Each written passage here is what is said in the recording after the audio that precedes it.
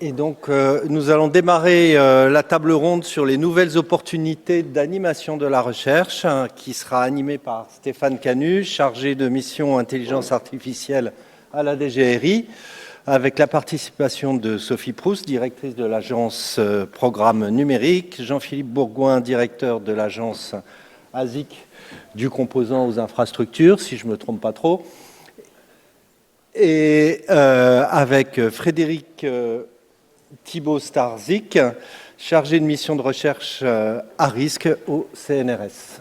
Eh bien, Stéphane, je te laisse la parole et animer cette belle table ronde. Bon. Écoutez, merci beaucoup. Et voilà, pour les courageux qui restent, on fait une table ronde. Bon, on est entre nous, donc n'hésitez pas à intervenir si vous avez des questions pendant la table ronde. Mais on va lancer en fait les hostilités.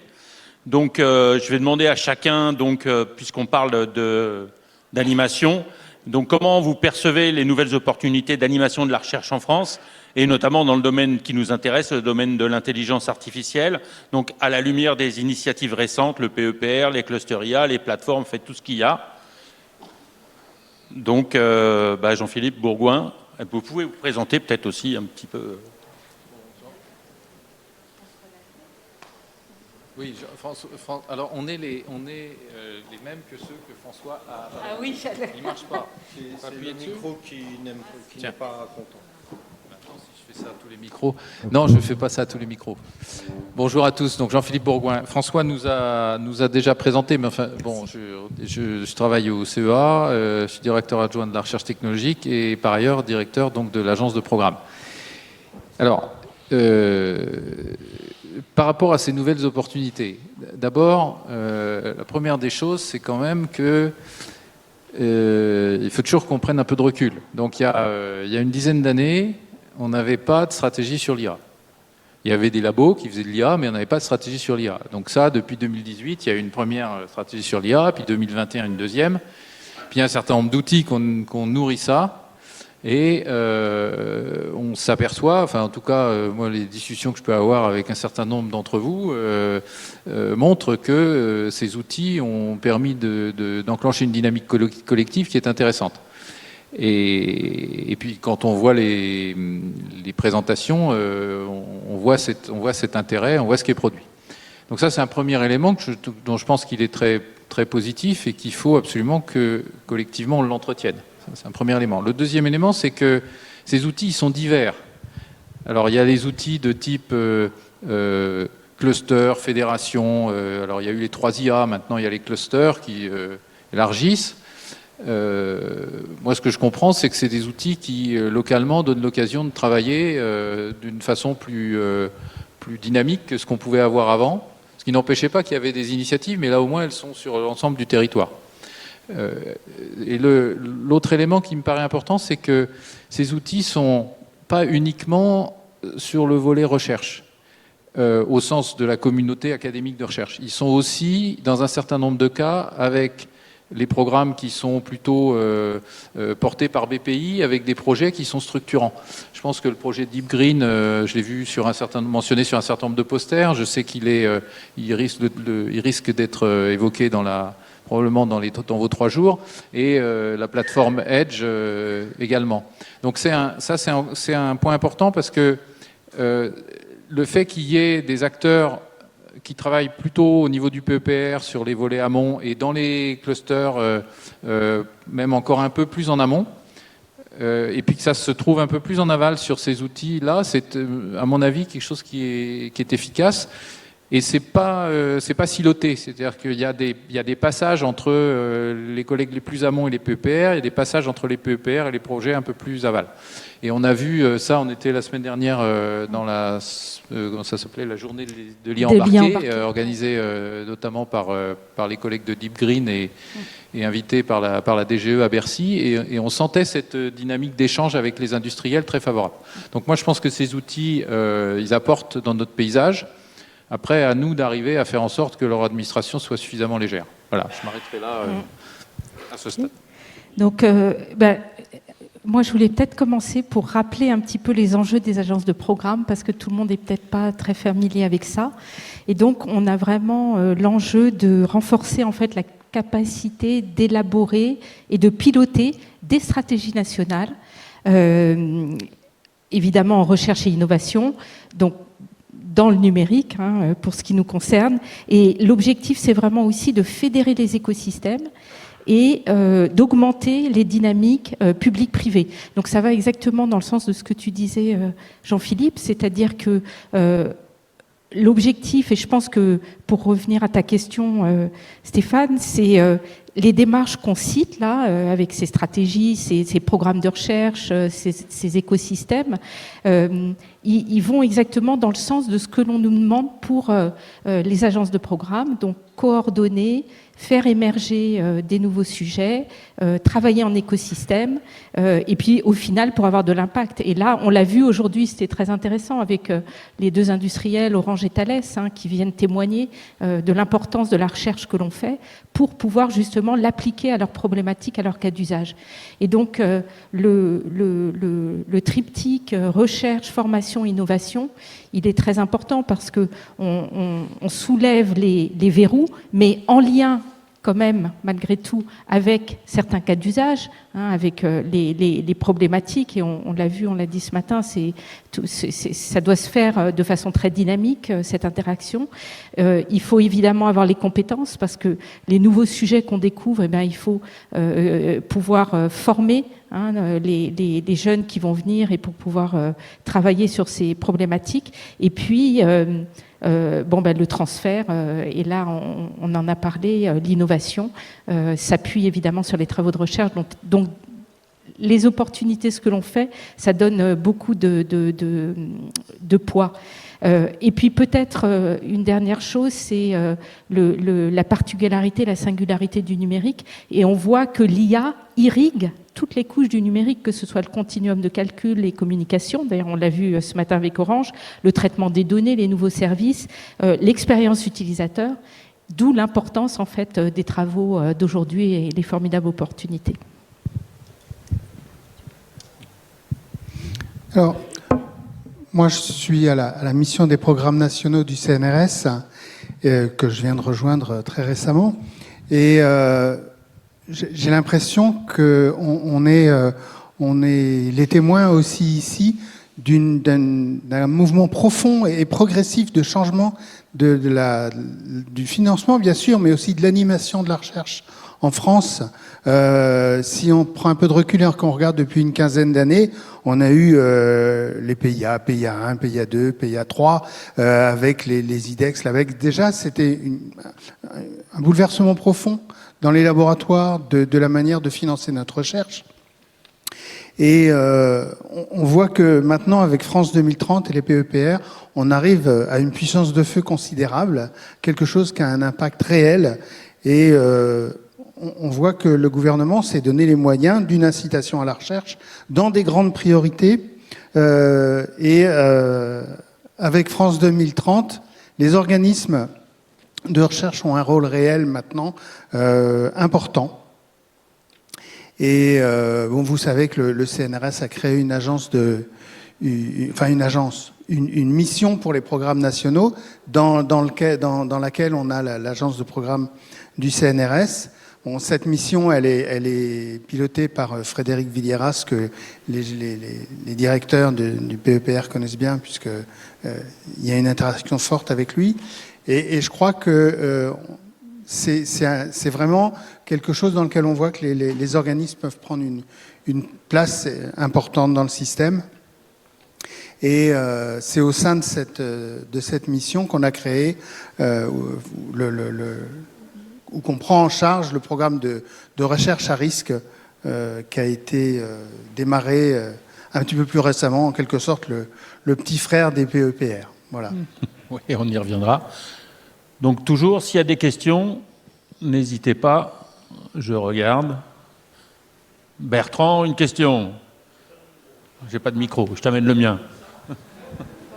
C'était une bonne question.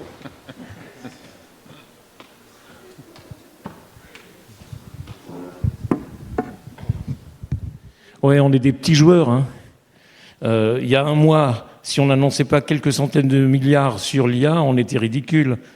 Et donc, comment faire pour que tout ce qu'on fait, qui est super bien, est vraiment beaucoup mieux que d'acheter des machines et des centres de calcul et des centres de données? Comment on fait pour avoir du financement pour les recherches, tout ce qu'on fait là, qui est quand même, mais dans une échelle différente, parce que c'est pas avec 109 milliards sur les clusters et les données qu'on va arriver à faire des choses innovantes. Enfin, voilà. Donc, je trouve qu'on est petits joueurs là.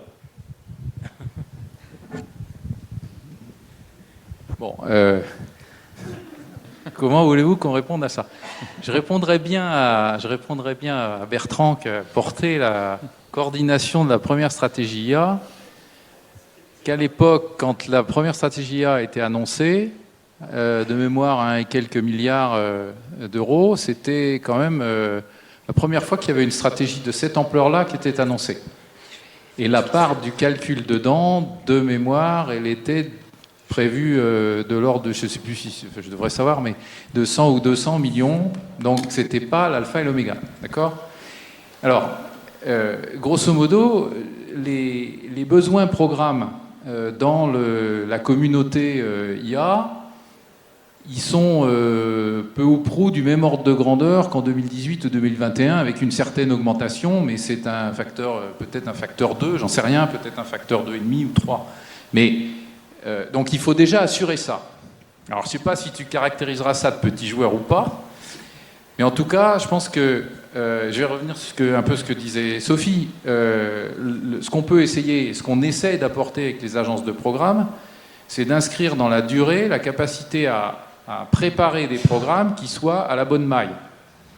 À la bonne maille, c'est-à-dire connaissant la taille de la communauté, de ce qu'elle est capable d'absorber, parce que on voit aussi qu'il y a un certain nombre d'équipes qui sont sollicitées à chaque fois qu'il y a un programme qui touche à l'IA, mais si c'est des gens qui font du logiciel pour des applications, ils vont être sollicités quand il y a un programme sur leurs applications, tout comme quand il y a un problème sur l'IA. On a une communauté de STEM, comme on dit, donc Science and Technology, Engineering and Mathematics, qui est fini en France. Donc on a besoin de savoir dimensionner. On a besoin de savoir se donner des objectifs et des ambitions et de faire ça proprement. Après, est-ce qu'on sera petit joueur ou pas petit joueur? Je ne sais pas, l'histoire le dira. Maintenant, moi, je n'opposerai pas les besoins de calcul sur les très grands calculateurs et ce qu'il faut qu'on arrive à sécuriser pour la recherche. Je pense que c'est deux choses qu'il faut expliquer en même temps, expliquer que les deux ne marchent pas séparément. Et qu'on bénéficiera d'avoir sur le sol national des puissances de calcul importantes. Hein, on peut, voilà. Bon, l'IDRIS, c'était justement ce qu'il y avait dans la première stratégie IA, c'est là qu'on avait décidé de mettre les moyens, parce que ça, c'était le bon moment pour le faire, et la capacité, l'opportunité se présentait. Là, ça change d'échelle. Ça ne sera pas une approche publique, mais une approche privée. Néanmoins, ça va induire des besoins de recherche et il faudra savoir aussi anticiper et utiliser ces outils. Donc je pense que toute cette affaire est une affaire en marche. L'IA, c'est vraiment transformant. Jusqu'à quel point, l'avenir nous le dira, mais en tout cas, pas rester à côté, ça me paraît sain. Et donc notre boulot, c'est de préparer le coup d'après, puisque à raison d'une stratégie sur l'IA tous les 4 ans, puisque 2018-2021, ça fait 3 ans et quelques pour la dernière fois, on est en train d'arriver sur un moment où on a vraiment besoin de penser le coup d'après. Alors qu'en pratique, le PEPR, il a 2 ans d'exercice plein, à peu près, c'est à peu près ça, je regarde François, mais... 1 an. 1 an, d'exercice plein, 1 an. Bon. Donc on a tout ça à construire. Voilà. Donc après, tu diras si on est petit joueur ou pas, Bertrand, rendez-vous dans 3 ans. Voilà, et la réponse de Sophie, donc en tant que directrice de l'agence de programme numérique à INRIA, donc comment l'agence contribue aux programmes nationaux de recherche en IA? Quelles sont tes priorités? Peut-être ça répond aussi à la question de Bertrand. Oui, c'est vrai. Alors, je ne veux pas donner de financement, de chiffres, etc. Mais c'est vrai que le programme IA, donc intégré dans l'agence de programme et qui est vraiment en soutien de la stratégie nationale en IA, c'est le programme qui est sans doute le plus gros, qui a le plus d'objets. Aussi, parce que par l'IA, mais aussi parce que on s'y prépare depuis un certain temps. Alors, il y a en premier lieu évidemment le PEPR, qui nous occupe là pendant 3 jours, qui est à l'honneur. Ce matin, je crois que c'est Jamal qui a parlé. Bon, d'abord, on a eu des super présentations. Merci beaucoup, aussi bien sur la frugalité que j'ai plutôt suivi, mais il y avait la confiance aussi. Et on a parlé ce matin, par exemple, de la contribution à la spécification de l'AFNOR au niveau de la frugalité, et ça c'est vraiment très important quand on parle d'impact sur les axes de standardisation, c'est majeur. On a eu beaucoup aussi de présentations d'outils, puisque associés à la recherche, évidemment, il y a les outils qui ont vocation à devenir des logiciels, et donc ça m'amène tout simplement à la transition d'un autre projet au sein du programme IA, qui est le projet P16. Il va y avoir une présentation lors du 3e jour. Et donc, juste le P16, pour vous dire, c'est l'idée de prendre les outils issus du monde de la recherche, donc dans le cycle de vie de la donnée, donc évidemment lié à l'IA pour l'instant, parce que ça va faire des émules, je pense, dans d'autres programmes. Mais là, l'idée, c'est de les passer à des solutions pérennes, donc en les pré-industrialisation. Et après, P16 est adossé à la société de mission Probable, qui, lui, construit des offres de services sur la base de ces outils. Donc voilà, donc ça, c'est un autre exemple, c'est une priorité. On va aussi étendre à l'Europe, enfin voilà, donc il y a vraiment beaucoup d'ambition là-dessus. On a aussi du travail autour de l'impact de l'IA au travail, et là on travaille avec le ministère en charge du travail, et c'est le Laboria. Donc c'est une structure conjointe en fait, recherche publique et les ministères, et l'idée c'est de se dire finalement comment l'IA impacte le travail. Donc là, il y a eu 3 études qui ont été faites autour de l'IA et la logistique, l'IA et les industries culturelles, l'IA et le recrutement.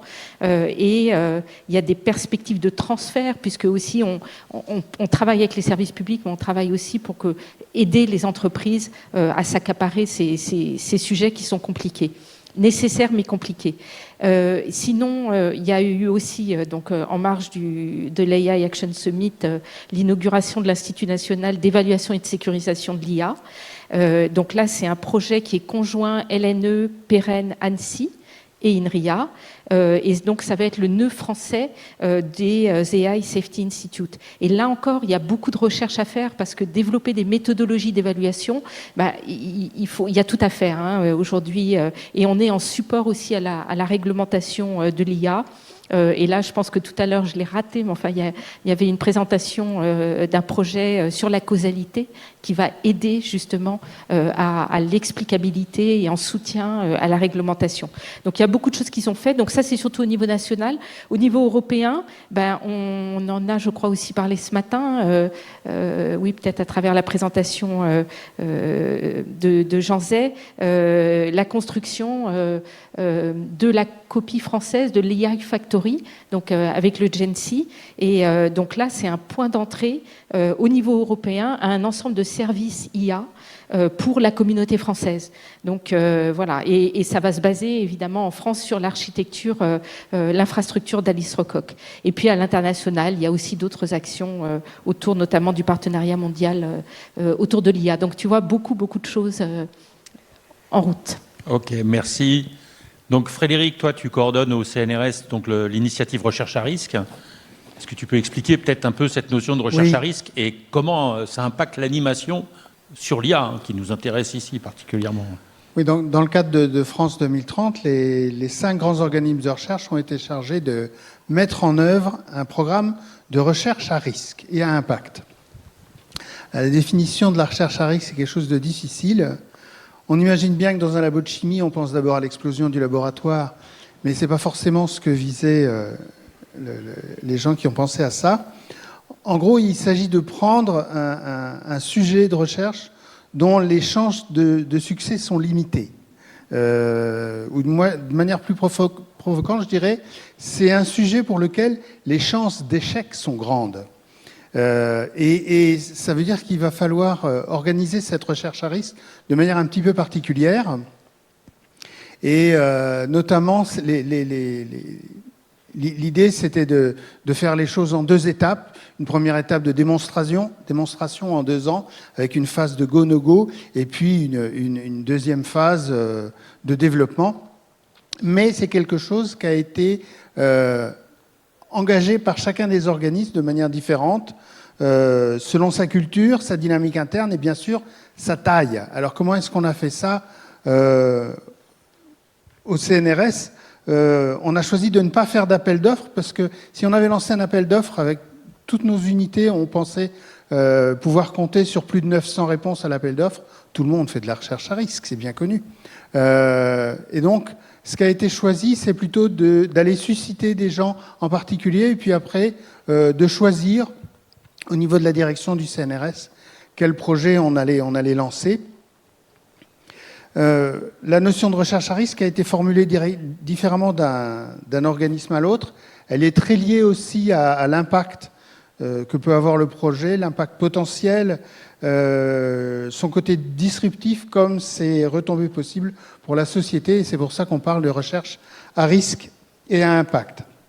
Alors, ce sont des projets qui sont bien financés avec 2 ou 3 porteurs pour un maximum de 3 millions d'euros par projet sur 5 ans au CNRS, parce que dans d'autres organismes, on a fait les choses différemment, avec des projets qui ont déjà montré leur capacité à aller vers une ampleur considérable, ou d'autres projets plus exploratoires, et donc avec des enveloppes plus modestes.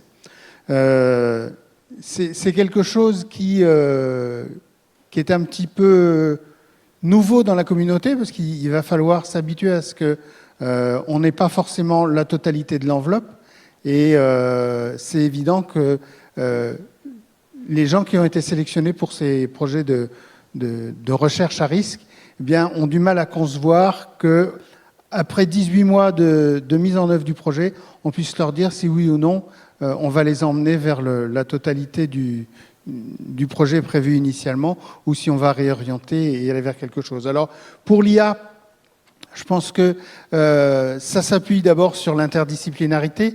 La recherche à risque telle qu'elle a été pensée au CNRS fait appel à des porteurs complémentaires. Et puis c'est quelque chose qui se veut disruptif dans son approche, donc d'essayer de nouvelles manières de faire les choses. C'est pas forcément centré précisément sur l'IA pour l'instant, mais plutôt sur une manière de faire d'approcher les calculs et le monde du calcul. Pour l'instant, on a 12 projets au CNRS qui sont soutenus dans le cadre de ce programme, et on espère que ça va se continuer et qu'on va avoir progressivement des choses qui vont couvrir toutes les disciplines. Ok, merci. Donc Sophie nous a présenté l'agence numérique. Jean-Philippe Bourgoin s'occupe de l'agence donc ASIC au CEA, qui couvre les volets de recherche allant des composants de systèmes aux infrastructures numériques. Alors comment cette approche intégrée favorise-t-elle l'innovation et l'animation, toujours dans le cadre de l'IA? Alors, au niveau de l'IA, on a fait le choix de ne pas mettre en place un programme spécifique dans l'agence. Par contre, on couvre des aspects liés à l'IA. Évidemment, sur les aspects composants, on a un énorme challenge devant nous globalement. Et c'est la raison pour laquelle on a mis en place, on a proposé et on l'a travaillé en commun avec l'agence de Sophie, un programme sur les composants pour l'IA. On sait aujourd'hui que, à part sur les sujets de type composants pour l'IA embarqués, il n'y a pas de fournisseurs européens, il n'y a pas de fabless européens qui produisent des composants pour l'IA, entre guillemets, de puissance. Donc, on a un vrai sujet de dépendance. On a analysé les choses. Une stratégie de rattrapage ne fait a priori aucun sens. Donc, il faut se projeter et se dire comment pouvons-nous refaire, entre guillemets, dans le domaine de l'IA, la même chose que ce qui a été fait dans le HPC au fil des années, pour garder une capacité à exister dans ce domaine, ou en l'occurrence pour l'IA, revenir dans cette capacité. Donc, on a conçu ce programme qui a ceci de particulier, qui est appuyé sur des projets qui sont interdépendants. Premier projet, c'est sur, on va dire, l'instanciation dans des chiplets de fonctions dont on anticipe qu'elles seront importantes d'ici 5 à 8 ans dans les composants pour faire tourner les modèles d'IA. Ça, c'est le premier élément. Le deuxième élément, c'est la capacité à intégrer ces différents chiplets spécialisés, entre guillemets, sur un châssis et à faire tourner le composant global. Et puis ensuite, il y a un autre aspect qui est en quelque sorte la création de la pile logicielle associée pour pouvoir faire tourner ça. Mais d'un autre côté, si on fait ça, comme je viens de le dire, séquentiellement, on n'a pas la spécification de départ. Et donc, il faut qu'on fasse aussi travailler les collègues qui sont plus sur l'aspect application et capacité à faire passer un code sur les composants pour donner le cahier des charges initial. Donc, on a vraiment là un programme qui est un programme intégré entre les deux agences.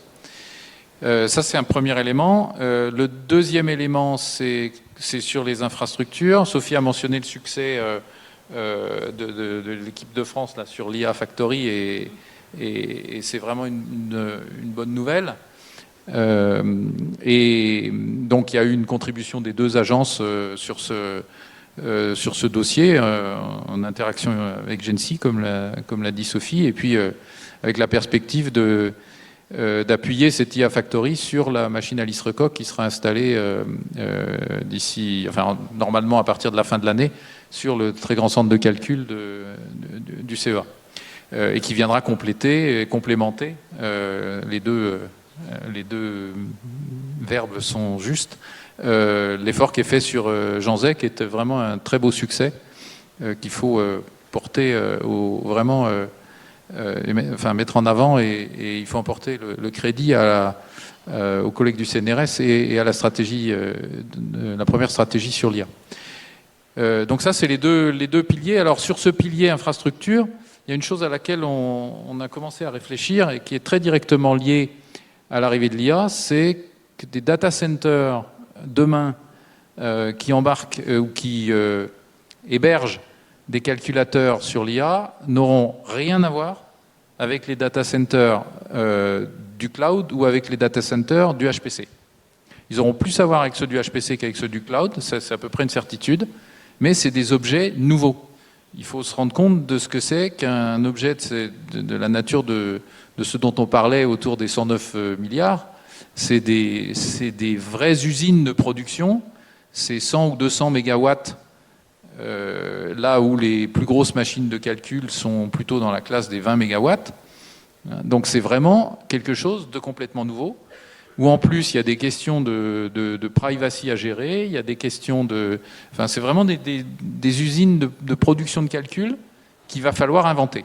Donc on est en train de réfléchir à ce que ça veut dire, et évidemment ça fait le lien avec les composants, puisque c'est bien des composants pour l'IA par définition qui vont être dans ces machines pour l'IA. Donc on est en train de réfléchir à ça, et c'est une chaîne de valeur qui est en train de se constituer. Dans un monde qui est en train, dans la microélectronique, de se déglobaliser, alors que c'est la chaîne de valeur la plus globale au monde probablement, donc ça induit deux perturbations vraiment très profondes, et parmi les perturbations à prendre en compte, il y a une question qu'on peut se poser aujourd'hui, qui est de savoir s'il restera, comme conséquence de l'IA, et de l'arrivée à très grande vitesse des composants spécialisés pour l'IA, donc des GPU ou des fonctions dont je pouvais parler précédemment, fonctions tensorielles, sparsité, précision variable, ce genre de choses. On peut se poser la question de savoir si on aura encore dans 5 ans des composants de type CPU, 64 bits, accessibles pour faire du calcul classique. Donc on est aussi obligé de penser les conséquences de la vague de l'IA actuelle. Et c'est une vraie question ouverte. Ça paraît peut-être, un peu faire preuve de pessimiste en se disant on n'aura pas forcément ces composants. Au train où vont les choses, on peut avoir une vraie inquiétude. Et ça aboutira à ce moment-là à revoir la façon de faire les simulations. Voilà. Donc ensuite, l'IA est très présente dans d'autres éléments de programme. Par exemple, on a proposé un programme sur la conception des composants, puisque On a une faiblesse sur ce domaine en Europe de manière générale et en France. Et dans ce programme, on a mis un effort spécifique sur l'évolution à grande vitesse de la chaîne des outils de conception. Puisque l'IA et les IA génératives en particulier amènent un bouleversement, par exemple, de la capacité à explorer l'espace de conception. Donc voilà, on intègre ça aussi dans les réflexions qu'on peut avoir sur la cybersécurité. Donc c'est plutôt quelque chose qu'on prend comme transversal dans les différentes composantes de l'agence de programme, donc qui va du composant au système et aux infrastructures numériques. Oui, merci. Écoute, pour le calcul, on a vu un exposé tout à l'heure qui nous expliquait que la simulation, on la faisait avec des réseaux de neurones maintenant, donc avec de l'IA. Voilà. Donc, mais peut-être des questions. Si Bertrand, est-ce que tu as été content de la réponse, ou est-ce que tu voudrais commenter, ou est-ce qu'il y a d'autres questions dans la salle sur les agences de programme recherche à risque? Il est content, mais c'est un bon gars. Non, écoute, on va aller next step. On a parlé des agents. Il y a une question? Non. Ah vas-y.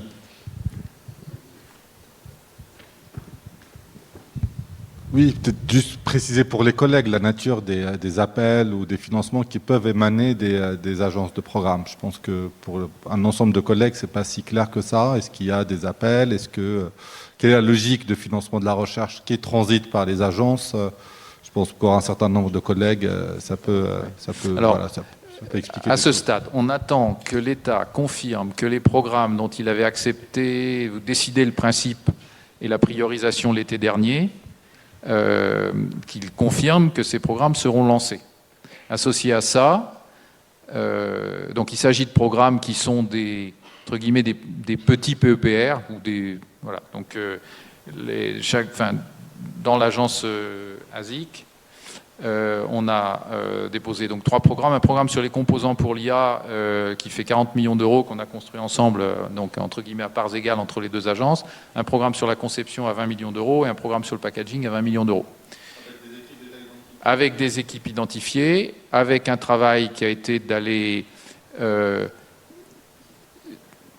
compléter le consortium une fois posé la trame du projet, comme quand on construit un PEPR. Mais on ne l'a pas fait par le biais d'une consultation complètement ouverte, comme ça a pu être le cas de la construction du PEPR-IA. On a utilisé une autre méthode parce que dans ces 3 domaines-là, les communautés sont très connues.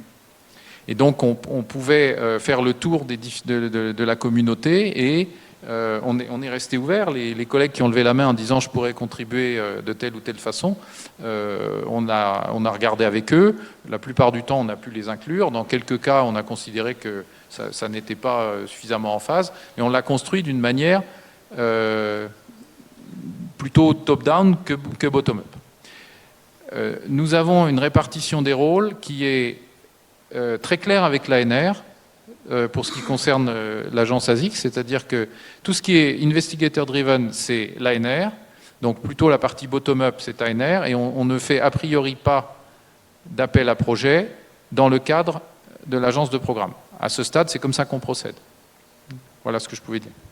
Et on espère bien après qu'une fois qu'on aura montré à l'État qu'on peut poser des programmes, les mettre en exécution rapidement, on a vraiment fait un effort pour que ces programmes soient rédigés en 4 mois. Ils sont prêts à déclencher. On attend depuis un petit moment que l'État se mette en ordre de bataille. Bon, il y a eu quelques circonstances atténuantes que l'on peut mettre en avant, mais on nous dit que la réponse sera pour mai. C'est ça qui nous est dit, donc on attend. Voilà. Alors, oui, voilà. Donc non, mais je peux. Oui, non, je sais pas. Donc effectivement, on est sur le même principe. Là, comme je le disais au début, les agences sont vraiment là pour appuyer les stratégies nationales. Donc on va être plus dirigé que effectivement les programmes ANR qui sont plus des programmes curiosity driven, comme disait Jean-Philippe. Et donc pour l'agence dans le numérique, on a soumis 4 projets. 4 projets, voilà, programmes plutôt. Donc, comme on le disait, composants pour l'IA conjointement avec l'agence, et je salue des collègues qui ont aidé à faire la proposition. On a un programme sur l'évaluation de l'IA, donc là qui va être vraiment très important pour le centre national dont je parlais tout à l'heure, qui vient d'être créé. On a un programme qu'on appelle AI for Scientists ou AICO, qui est plus un programme de comment utiliser l'IA pour aider les scientifiques, et notamment dans la recherche documentaire et les outils associés. Et puis, on a un programme qui s'appelle Engineering Digital Twin, qui est vraiment proposer plus l'aspect génie logiciel autour des jumeaux numériques, comment proposer des solutions qui vont permettre en fait à des PME de construire des jumeaux numériques, parce qu'on sait bien qu'aujourd'hui, bon, il y a beaucoup de choses, mais très peu de choses ont été faites d'un point de vue génie logiciel, et ça manque véritablement. Donc voilà. Donc là, nous de notre côté, donc il y a donc on attend effectivement de la part de l'État le go pour ces programmes-là. Et puis on a aussi, alors bon, l'agence numérique est la seule à avoir intégré le programme de soutien à la recherche à risque dans l'agence. Et là, on a un financement, alors un petit peu différent, mais c'est ce que tu disais. En fait, chaque agence ou chaque établissement implémente le programme différemment. Nous, on a ouvert notre programme de soutien à la recherche à risque à tout l'écosystème, et on a fait beaucoup de rencontres avec les universitaires pour leur proposer le programme, et ils viennent nous solliciter. Et aujourd'hui, nous aussi, on a 10 projets qui sont aujourd'hui en opération, qui démarrent, et il y en a à peu près 14 qui sont en train d'être évalués. Ok, merci. Toujours s'il y a des questions, je vois une question là-haut. Maintenant, nous avons une aide pour le micro.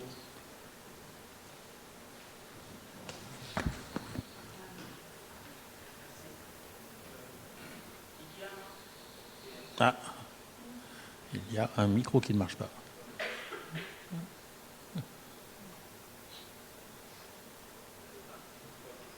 Merci. Je ne sais pas si vous m'entendez. Oui.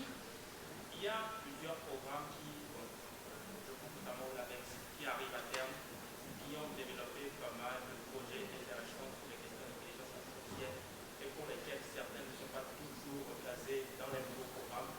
Et donc, les nouveaux programmes qui ont là une certaine durée de vie actuellement. Et donc, comment est-ce qu'on fait pour faire le pont entre ces différents programmes et la tête de question difficile. Donc, il y a des structures existantes, les LabEx, qui ont vécu leur vie, effectivement, qui avaient des... Ah, vous avez le micro qui marche, là ?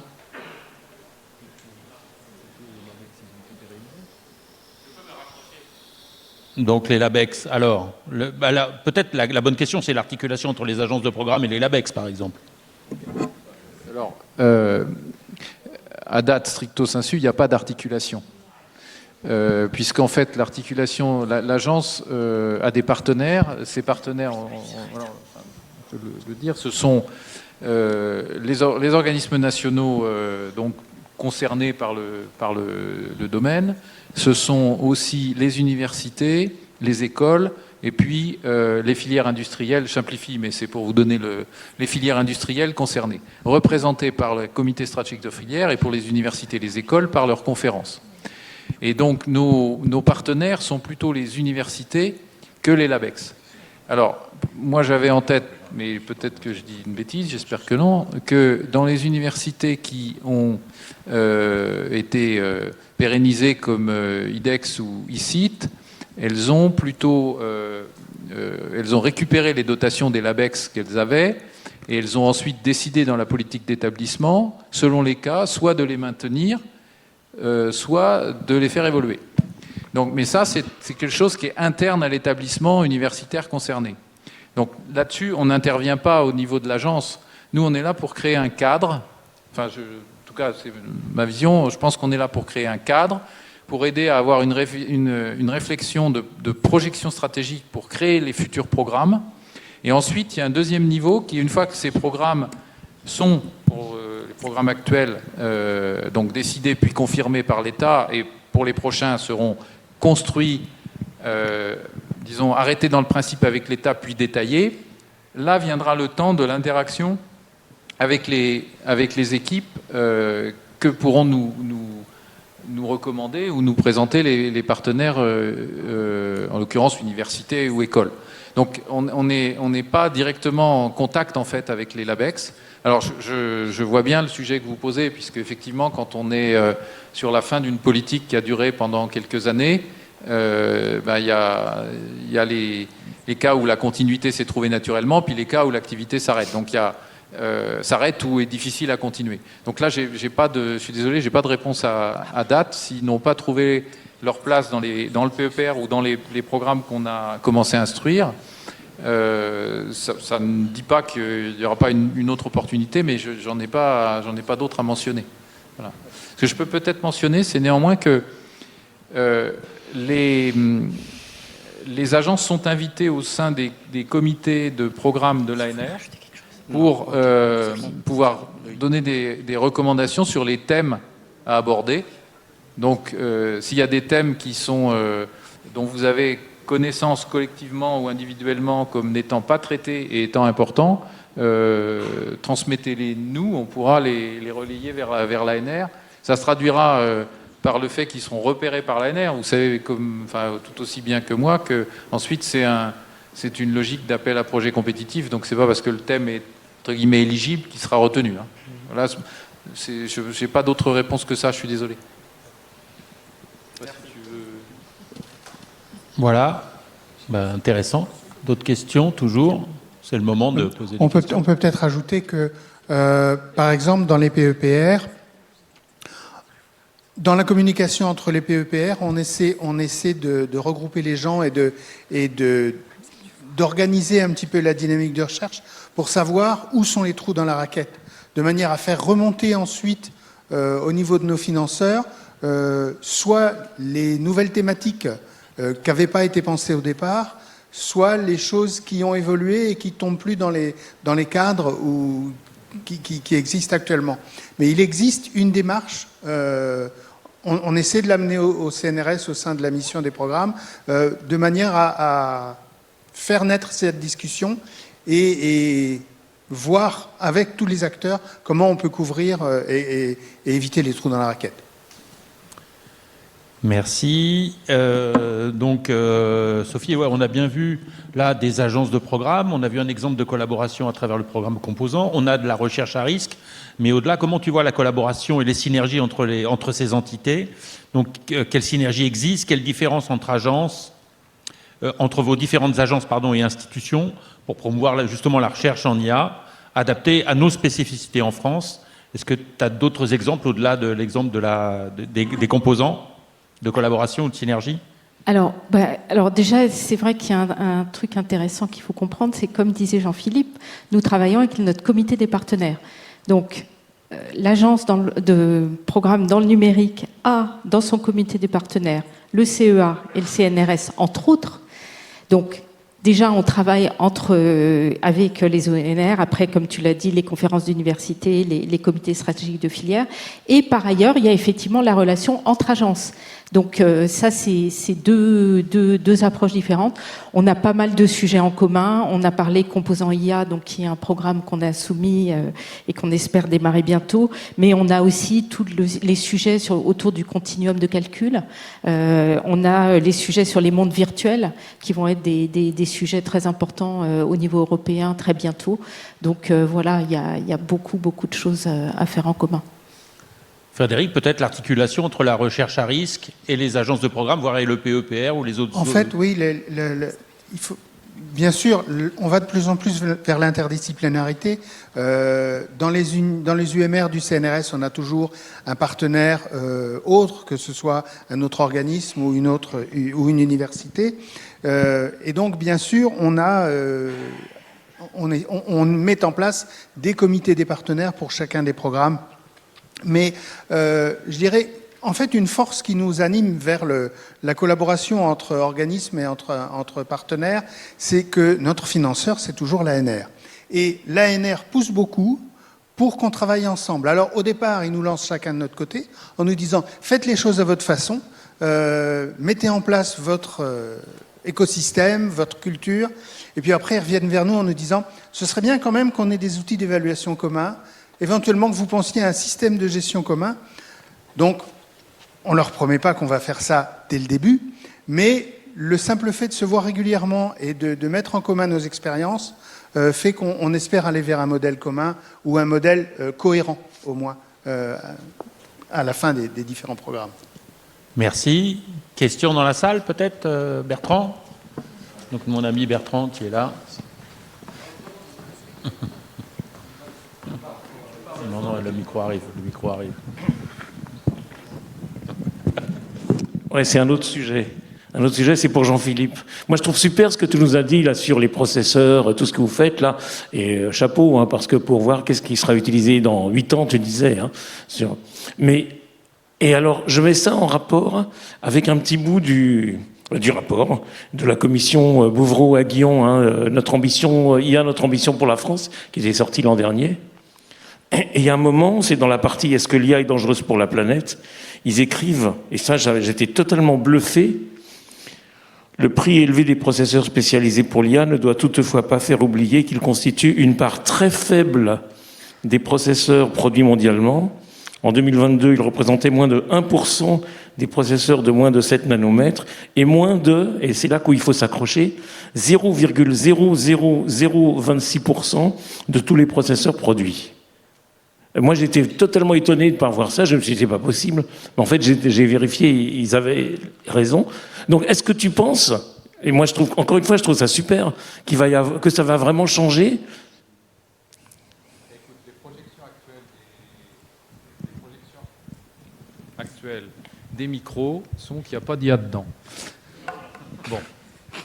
Non, les projections actuelles sont à 2035, 75% des processeurs sur le volet IA, au sens large. Donc, c'est une croissance exponentielle. C'est pour ça que c'est potentiellement disruptif dans le monde de l'électronique. Alors, le monde de l'électronique, il a l'habitude de poser des lois exponentielles, il a l'habitude que ça monte moins vite que prévu, mais que ça monte quand même. Donc, il y a déjà une constatation qui est sur l'année 24 par rapport à 22, il y a eu une croissance considérable, absolument considérable. Tout ce qui est chargé aujourd'hui pratiquement en 2 nanomètres, et ce sont très largement des GPU NVIDIA. Donc il y a une réalité sur les nœuds avancés de pénétration de ces besoins en IA. Donc les chiffres de 2022 sont quand même à prendre avec du recul. Après, vouloir prédire l'avenir, c'est quand même... bon, ça peut être marrant 5 minutes, mais il ne faudrait pas y croire trop. On est tous scientifiques, on sait bien que des prédictions, y compris par les plus grands, je vais reprendre juste... et désolé pour ceux qui m'ont déjà éventuellement entendu évoquer ça. J'ai peut-être partagé ça d'ailleurs avec toi, Bertrand, mais John von Neumann, qui n'était pas tout à fait n'importe qui, hein, quand il lui a été demandé de mémoire en 1955 comment il voyait l'année 1980, il voyait des frigos avec des piles nucléaires individuelles par personne pour pouvoir alimenter les frigos. Il n'avait pas vu le développement de l'informatique. C'était John von Neumann. Voilà. Donc, restons modestes sur les prédictions. Je cite ça simplement pour dire qu'on fait nos meilleurs efforts par rapport à ces questions de prédiction, sans nécessairement avoir la prétention que ces prédictions sont en train de façonner l'avenir. C'est pas ça. C'est plutôt qu'en se projetant, en essayant de regarder un cadre de projection qui soit cohérent, c'est une façon de réfléchir. C'est plutôt comme ça qu'on le prend. Bon, donc, voilà, pardon pour ma réponse un peu longue, mais le sujet aujourd'hui des data centers par rapport à la planète, j'enverrai quand même à ce que Musk vient de faire pour Grok, je sais pas quoi là, je sais plus comment il s'appelle. Grok 3, c'est Grok 3. Je n'étais pas sûr du numéro. Ils ont quand même fait un objet de plus de 100 mégawatts alimenté par des blocs électrogènes à gaz et pétrole, rejetant à l'air libre. Donc il y a quand même quelques sujets. Voilà. Et bon, Donc, je pense qu'il faut qu'on gère ces sujets-là intelligemment dans la durée.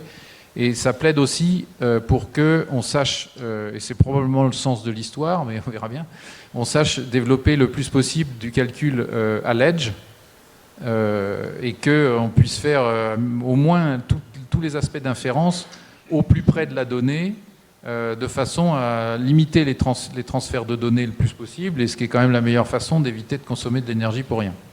Donc, et ce sujet d'évolution des réseaux, c'est un sujet qu'on regarde, enfin, concomitant des réseaux de télécom et de calcul, c'est un sujet qu'on regarde justement autour de ces questions de comment allons-nous maîtriser les données demain et limiter le plus possible leur déplacement. Sur le fond, je pense que c'est un élément de réponse au point que tu prenais dès le départ, même si il y a l'autre aspect qui est que c'est probablement pas la totalité du marché des composants in fine. Pardon pour ma réponse longue encore une fois. Et je suis quand même un peu étonné je me permets de répondre par les chiffres, parce que dans tous nos téléphones, on a un coprocesseur IA. Voilà, alors, tu prends toute la cale Qualcomm, de la montre jusqu'à tous les processeurs Qualcomm ont un coprocesseur IA. Donc, je connais pas le marché, mais même le ST32, là, je vois il commence à avoir un coprocesseur IA. Dans nos voitures, les Mobileye ont des coprocesseurs IA. Donc voilà, après, je connais peut-être qu'il y a plein de petites puces que je connais pas, je sais pas où est le marché, mais le marché de la valeur, il me semble qu'il y a beaucoup d'IA. Mais bon, je diverge. Défis et perspectives, Sophie. Donc, quels sont les principaux défis auxquels tu es confronté dans la mise en place des collaborations avec les différents acteurs, et quelles stratégies mise en place pour les surmonter? Ouais. Les défis, on en a pas mal. D'abord, c'est évidemment, on dit fédérer un écosystème, donc ça déjà en soi, c'est quand même un défi. Sinon, peut-être que je citerai aussi une de nos premières missions, qui est d'anticiper quels vont être les sujets sur lesquels il va falloir travailler dans le futur. Donc là, on travaille sur des outils de cartographie et puis des outils d'anticipation. Donc on va là aussi se faire aider par l'IA, mais il y aura toujours besoin des experts. Et donc ça, c'est quelque chose que l'on a devant nous pour arriver à faire quelque chose aussi, je vais dire un peu d'automatique, c'est-à-dire qu'on sait bien, PEPRIA a commencé à faire des cartographies, etc. C'est très long. Il faut arriver à faire ça de façon à ce qu'on puisse régénérer, parce qu'on est dans un monde où évidemment tout bouge très très vite, donc pouvoir régénérer les choses. Donc là, je dirais que c'est un défi. Et puis, je ne sais plus si quelqu'un l'a dit, enfin, nos chercheurs sont très sollicités. Et donc, c'est ce que tu disais, je crois, Jean-Philippe. Et ça, je pense, c'est un défi aussi, parce qu'on a beaucoup de choses à faire. Et donc, d'où l'importance de faire des priorités quand même pour faire en sorte qu'on puisse un petit peu orienter les choses. Et puis peut-être aussi avoir un environnement agile, parce que tu le disais, on a monté le programme en 4 mois l'année dernière. On attend, je comprends, effectivement, mais c'est vrai que on sent bien la rapidité du monde et le besoin de réactivité. Et donc là, si on pouvait avoir un environnement plus rapide, évidemment, ce serait. Donc voilà, il y a pas mal de défis. Merci. On va arriver peut-être il va être temps de... Je voudrais juste ajouter une chose assez importante, c'est que les défis et les contraintes pour les chercheurs, c'est souvent la rigidité, la rigueur de la mise en place financière de nos projets. Et je veux signaler un nouveau mode de gestion des projets qui arrive, notamment par la recherche à risque, c'est la subvention au forfait. C'est-à-dire qu'on monte le projet financier comme on le fait pour n'importe quel autre projet, avec des devis pour les gros équipements en nombre suffisant, etc. Après, on est assujetti au mode aux règles de la comptabilité et de la gestion publique. Mais dans les nouveaux modes de fonctionnement, une somme est versée directement à l'équipe au début du projet, et après, on ne leur demande pas de justification. Si on veut recruter un IR au lieu d'un IE, on le fait, on ne se pose pas de questions.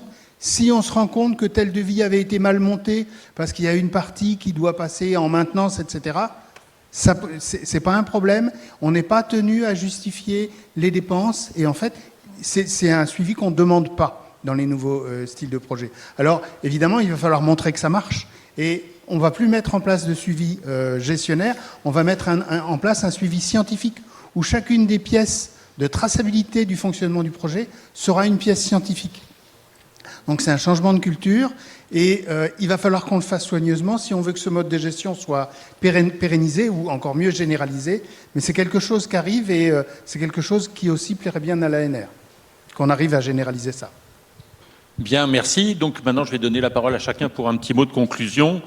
Et donc la question, c'est quel message clé souhaitez-vous transmettre pour encourager la dynamique collective dans l'animation de la recherche en IA? Jean-Philippe. Je vais faire un message très simple. Ces programmes, je pense qu'ils sont extrêmement importants, que le PEPRIA, c'est un très bel exemple. Et moi, le message clé, c'est continuer.